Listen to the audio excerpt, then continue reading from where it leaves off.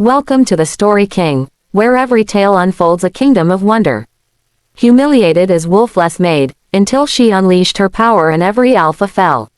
The silver platter crashed against the marble floor, shattering the silence of the grand hall as Alpha Dominic's hand swept it aside with contempt. Wine splattered across Aria's worn uniform like blood, and the room erupted in cruel laughter. A wolfless rat-playing servant, Dominic sneered, his golden eyes glinting with malice. You can't even serve wine properly. Tell me, Aria, what use are you to this pack?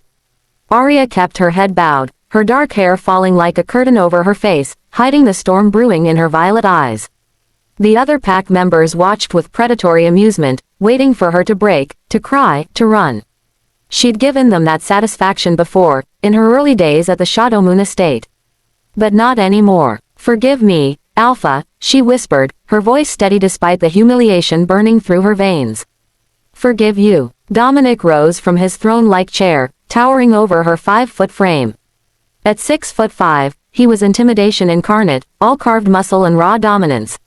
You're 18 now, aren't you? Old enough that your wolf should have emerged years ago. Yet here you are, empty. Broken. Why my father ever took pity on your orphan soul, I'll never understand. The beta wolves circled closer, their hunger for entertainment palpable. This was their favorite game, tormenting the wolfless girl who'd been condemned to servitude in the pack house after her parents died in a rogue attack 10 years ago. Perhaps we should throw her to the rogues, suggested Luna Cassandra, Dominic's intended mate, her red lips curving into a vicious smile. See if they can smell the worthlessness on her as clearly as we can. Aria's fingers clenched into fists, hidden in the folds of her stained dress. The familiar ache pulsed behind her ribs, that hollow space where her wolf should be. The emptiness that marked her as less than nothing in a world ruled by shifting, clawing, howling power. But they didn't know what she could feel. The thing that woke inside her every full moon, clawing at her insides, demanding release. The thing that whispered in a voice like thunder and starlight, soon. Clean this mess, Dominic commanded, already turning away, dismissing her existence with the gesture. And stay out of sight during the Alpha Summit tomorrow. I won't have visiting Alphas thinking Shadow Moon harbors defects. The Alpha Summit. Every powerful Alpha from the surrounding territories would gather to discuss border disputes and alliances. It was the most important event of the decade. And Aria's 18th birthday. The next evening, Aria scrubbed floors in the East Wing while the grand ballroom shook with music and laughter. Through the walls, she could hear the thunder of 100 wolves celebrating, could smell the intoxicating mixture of power and wine and desire.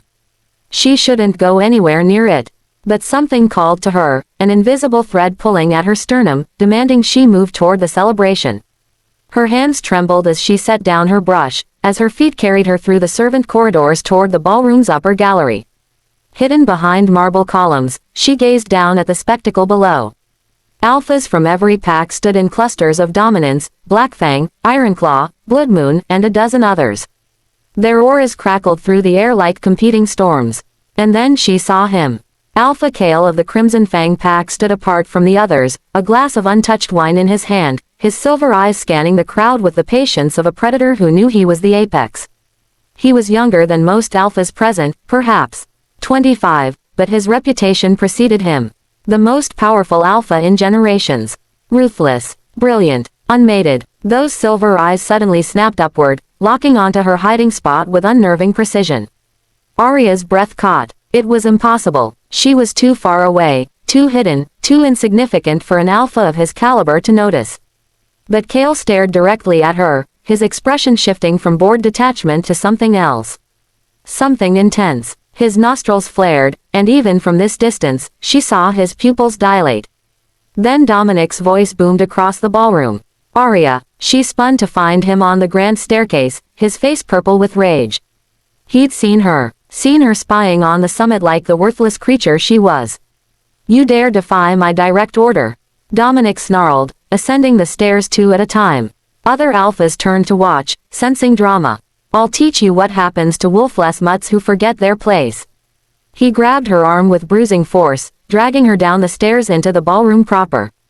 Aria stumbled, her worn shoes catching on the marble steps, but Dominic didn't slow. He threw her to the floor in the center of the room, where every Alpha could see.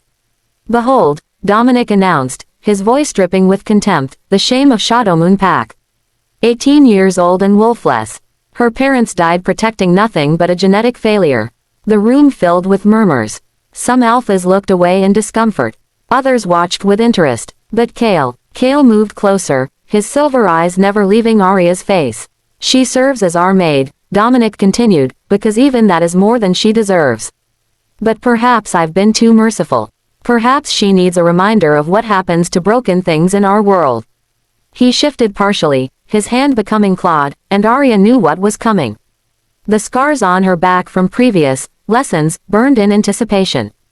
That's enough. Kale's voice cut through the tension like a blade through silk, quiet but unmistakable.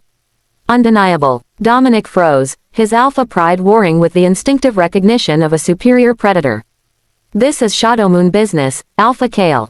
Is it? Kale moved through the crowd like water, smooth and inexorable, until he stood between Aria and Dominic.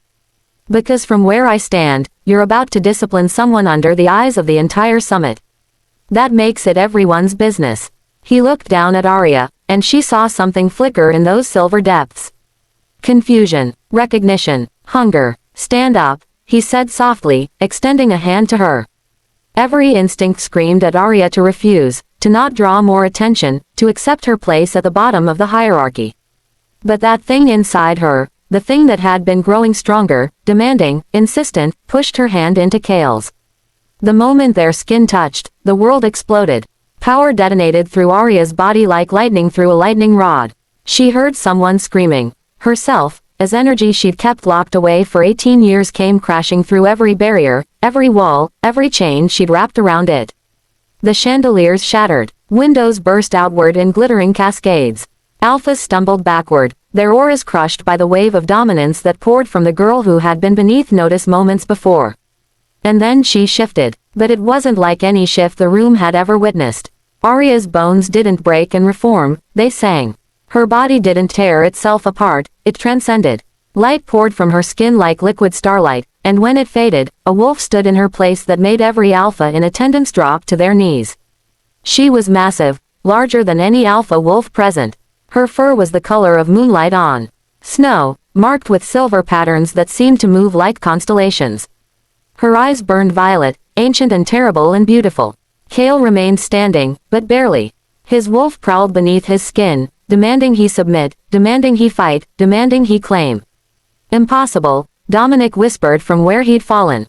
The celestial bloodline died out 300 years ago. But Aria's wolf, magnificent, powerful, finally free, threw back her head and howled. The sound shook the foundations of the estate, carried on winds that came from nowhere, echoing with the voices of 100 generations of alpha queens.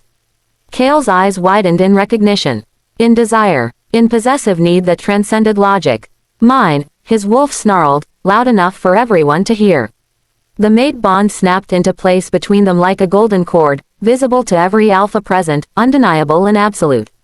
Aria's wolf turned to face him, and in that moment, every alpha in the room understood, the balance of power had just shifted irrevocably. Dominic struggled to his feet, his face contorted with rage and fear. This changes nothing. She's Shadow Moon property, born and raised in our pack. Aria shifted back to human form, power still crackling around her naked body like a crown of stars. When she spoke, her voice held harmonics that hadn't existed before, the voice of her wolf, merged with her own. I am property to no one, she said, and the words held the weight of absolute command. I am Aria Celestial, last daughter of the moon's chosen bloodline. And you, Dominic Shadow Moon, are going to answer for every scar on my back. Kale moved to stand beside her, his eyes never leaving Dominic's face. The possessive protectiveness in his stance made his intentions clear. She was his mate, and anyone who had hurt her would pay. But as the alphas began to recover from their shock, as alliances started shifting in real time around the ballroom, a cold wind swept through the shattered windows. An elder alpha from the Blood Moon pack, ancient, scarred, and half-mad, began to laugh. The celestial bloodline, he wheezed. Do you children know nothing of history? Do you not remember why they were hunted to extinction? The room went silent. The celestials didn't just command wolves, the elder continued, his eyes gleaming with malicious glee. They commanded everything. The elements. The very fabric of nature. They were gods among us, and we almost went extinct trying to kill them all. He pointed a gnarled finger at Aria. They destroyed her bloodline because a prophecy said a celestial would either save the werewolf race, or end it forever. Aria felt the truth of his words resonate through her bones. Through her newly awakened wolf. Through the power that terrified even her. Which are you, little celestial? The elder asked. Savior or destroyer? Before Aria could answer, the windows exploded inward again, but not from her power. Shadow figures poured through the openings, dozens of them, their eyes glowing red. Rogues, but wrong somehow. Corrupted. And at their head stood a figure in black robes, face hidden, power radiating like nuclear waste. I've been waiting 18 years for you to awaken, the figure said, its voice neither male nor female, old nor young. The celestial bloodline wasn't hunted to extinction, little goddess. It was cultivated, bred, refined. You were meant to be the weapon that would finally give me what I've sought for centuries. The figure pulled back its hood, revealing a face that made every alpha gasp. It was a woman who should have been dead for 300 years, the last known celestial before Aria. Hello, granddaughter, she said with a smile like shattered glass. It's time to come home and learn what we truly are, what we were always meant to become. Kale's hand found Aria's, his wolf snarling defiance even as shock rippled through him. The mate bond pulsed between them, new, untested, but fierce. Aria stared at the grandmother she'd never known existed, felt the corrupted power radiating from her, and understood with crystalline clarity, her awakening hadn't just changed the power structure among the packs. It had started a war that would determine the fate of every wolf in existence. And she had no idea which side she was supposed to be on. Thank you for joining the Story King. Subscribe now for more tales that will leave you breathless.